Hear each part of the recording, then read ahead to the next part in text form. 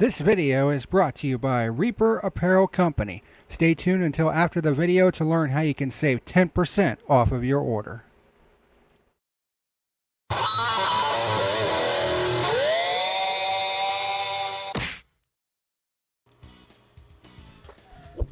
Hey, what's happening, ladies and germs? This is the PackerMan as the cat is in the way once again. And welcome to this edition of The Fuel, where today we're going to be talking about the 2025 Chevrolet Detroit Grand Prix on the streets of Detroit.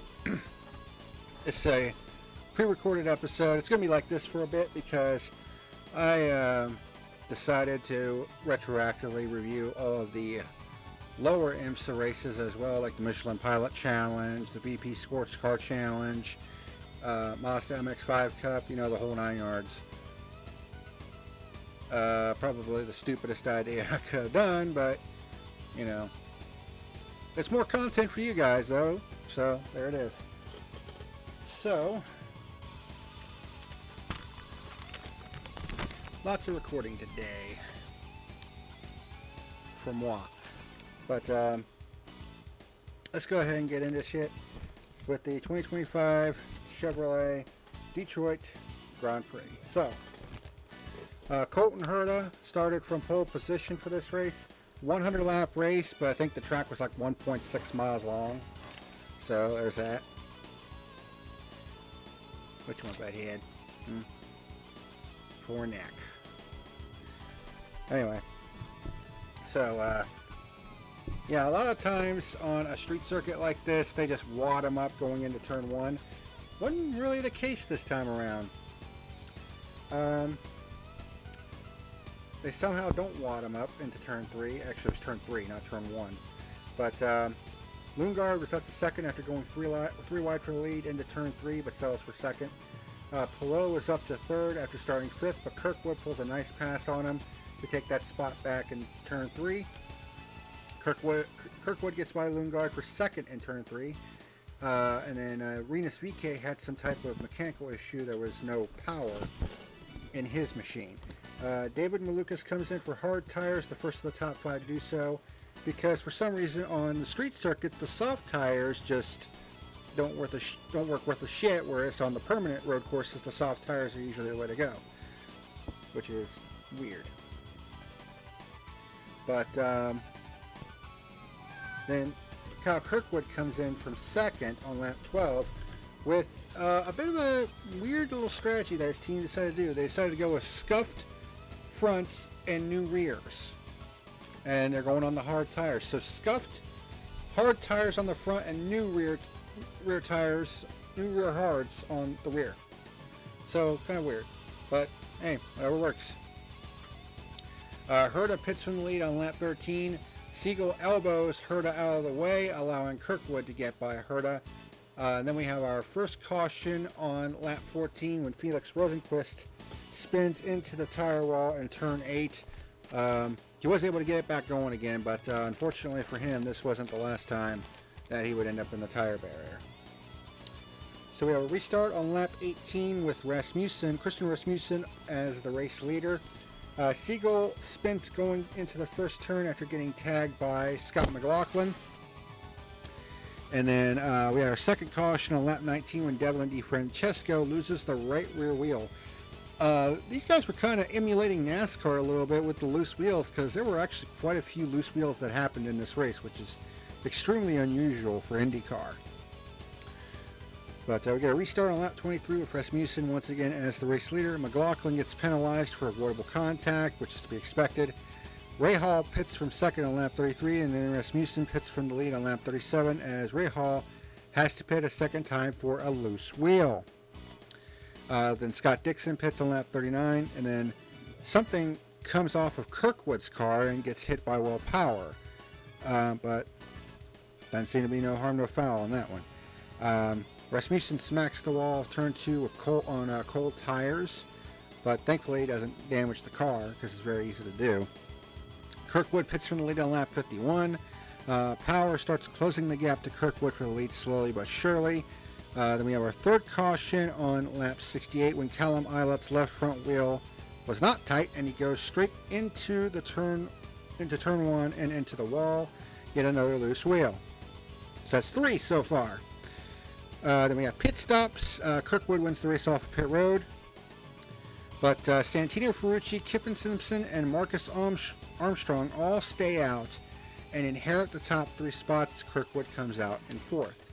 So we have a restart on lap 73 with Ferrucci as the race leader, but we immediately get a caution when David Malukas boots Alex Palou into the turn 1 tire barrier, knocking Palou out of the race.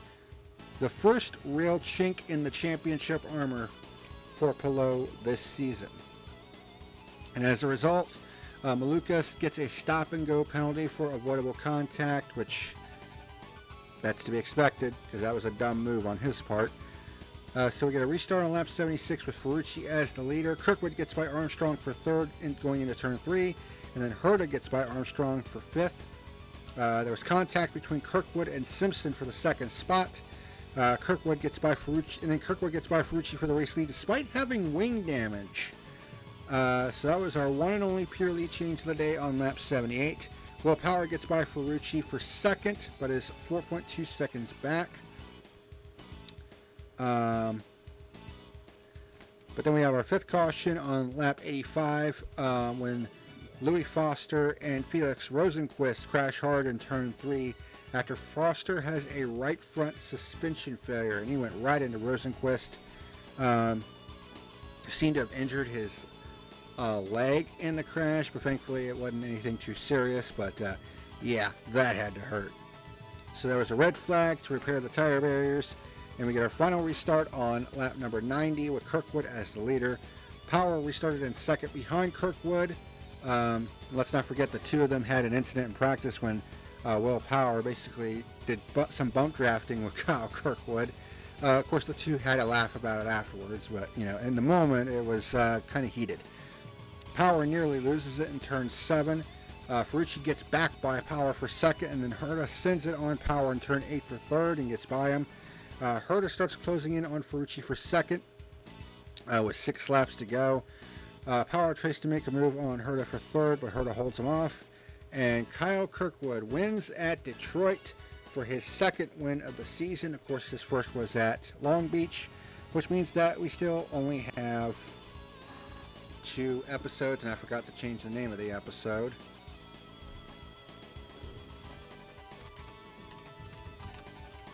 Because I'm stupid.